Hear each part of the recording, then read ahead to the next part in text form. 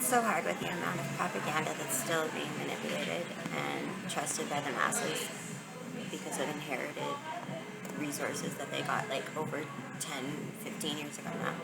People will literally believe whatever they're fed these days, and it's usually coming from like the trusted sources that we usually go to for our like daily news. Like CTV Calgary is something that I used to trust all the time, but you can't now, because you go into looking at an incident and it could be about your own family you're reading about, but they changed the who, what, when, where, race of the person, date of the incident.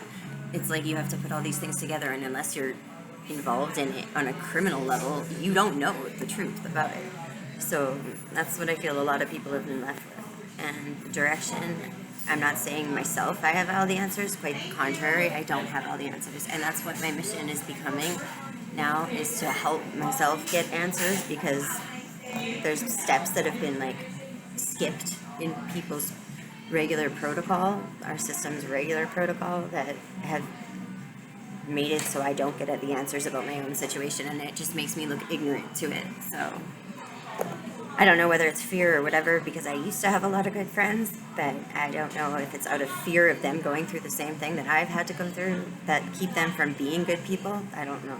I'm not sure, because if they know more than I do, you'd think one of them would say something. But I already know that the depths that I've gone to investigate the process, which is like the full-blown framing process of it, so it should never come to that. It just makes me think that all of our like jail systems are full of innocent people, because it doesn't seem like any criminals are in jail. And like, I know that the very real repercussions of pointing fingers at people, the wrong people, will just end up getting you tortured in this way too. So I mean, it's like there's no whistleblowing in that section, but it's going to end up like leading us to martial law, not having any enforcement anywhere. And I've held on for this long to the specific subsidiaries of criminal activity, not so much to see if, like, you know, I'm going to get penalized for it, because I've been penalized the whole time.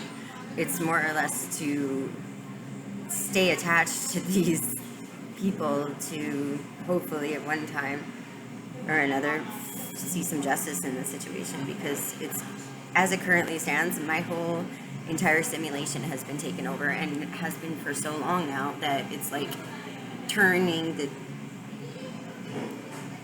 opposition into like the handlers of it, and they are going the complete opposite way that it used to go. And you can see it in each and every one of our systems, each and every one of our industries. Everything connects, and if it doesn't connect anymore, there's probably a lot of loopholes that are happening. Everyone thinks that like morals and ethics within our government is like useless, but it's proving to be actually more than the thing that keeps it all running smoothly together and keeps humans from suffering.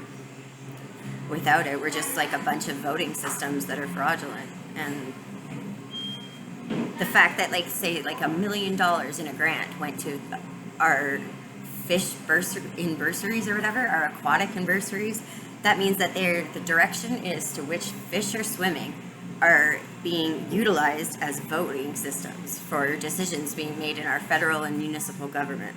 So, like, how is that logical? That doesn't make any sense. I don't know. These fish don't vote. These fish are not the voters, but they are.